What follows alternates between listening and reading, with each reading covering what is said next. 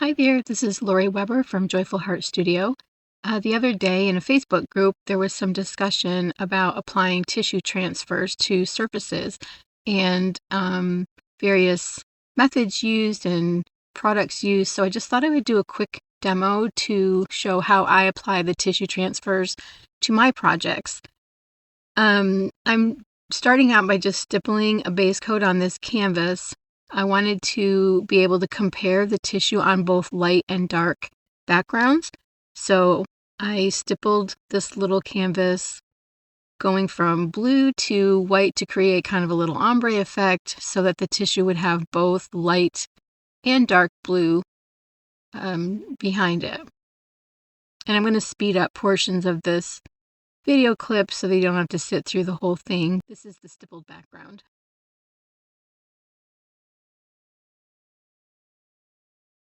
And I'm just using a tissue transfer from one of my kits.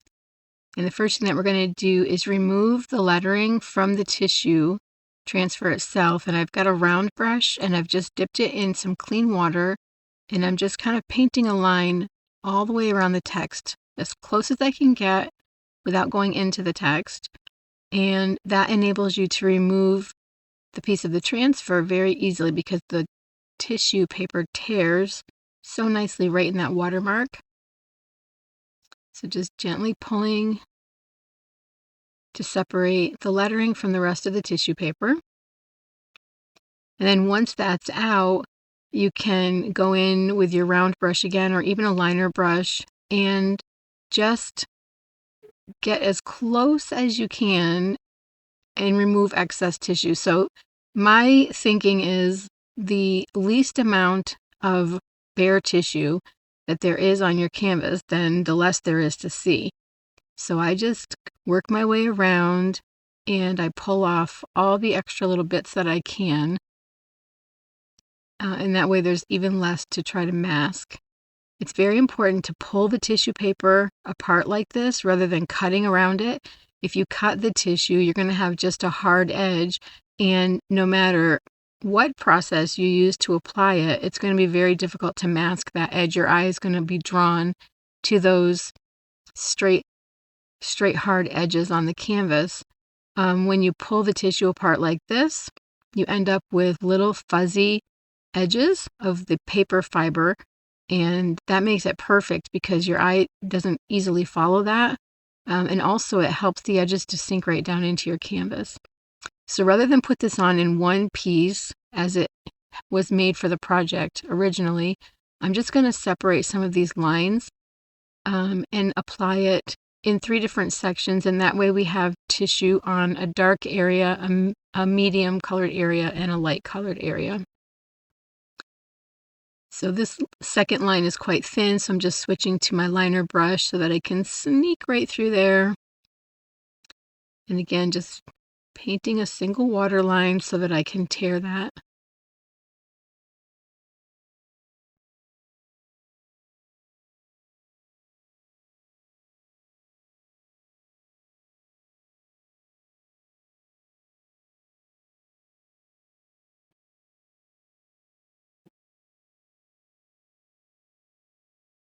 Okay, I think I'm going to space it like this so that we have, again, all the different colors.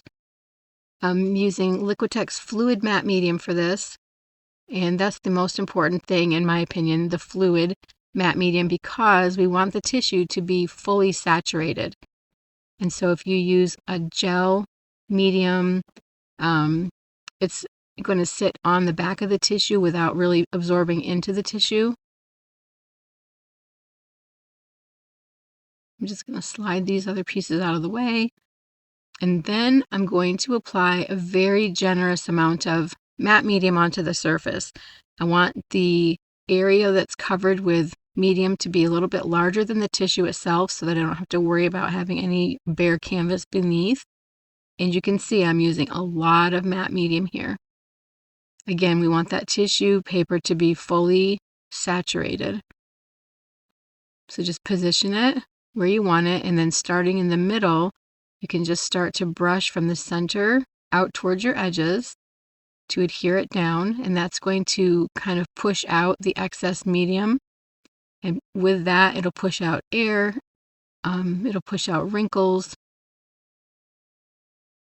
So just always working from the center out, and then I'm just putting it right back into my little cup that has the matte medium in it because I can continue to use that. And then smooth everything out. And now you can still see the tissue at the edges. So what I need to do now is rub with my fingertip and really squeegee that down. And that's going to get the last little remnants of excess medium out. And also, again, we want to work that air out. The canvas has all those tiny little dimples, and so we want to push the tissue down into the spaces and not leave any air in there. And then just a quick cleanup with the brush to smooth everything out. We don't want to have any fingerprints or ridges. Just, again, rubbing those edges down. And you can see a big improvement here in how much of the tissue shows, but as this dries, it's going to disappear. So we just have to trust the process. So that piece is in quite a dark area. So the next piece I'll put on in the middle. Same thing. Generous amount of matte medium.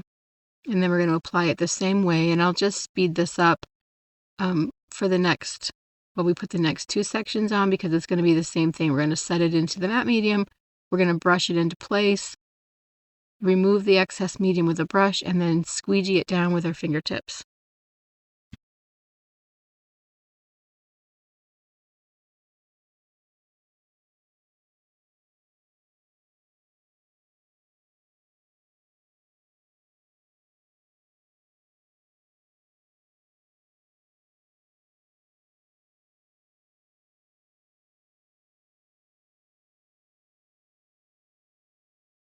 Okay, so all the pieces are on.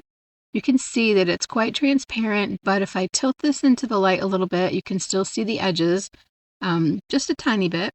But now we're going to give it some drying time, and let's see what happens when it's dry. Okay, my surface is dry, so now let's just take a peek.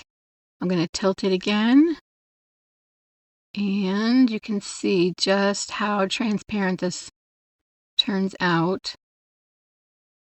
And yes, that little spot right there was driving me crazy, so I'm just doing a quick touch-up to the stippling that came off. There was some kind of a little imperfection in the canvas, and then I'm going to pick this up now that it's dry and tilt the different angles. So on the angle with the light shining on it, you can just see the edges if you really look, but when we're looking at it just straight on, and of course when we do this on a project, the lettering is just, a minor component, and then your artwork is the focus. And there it is, finished.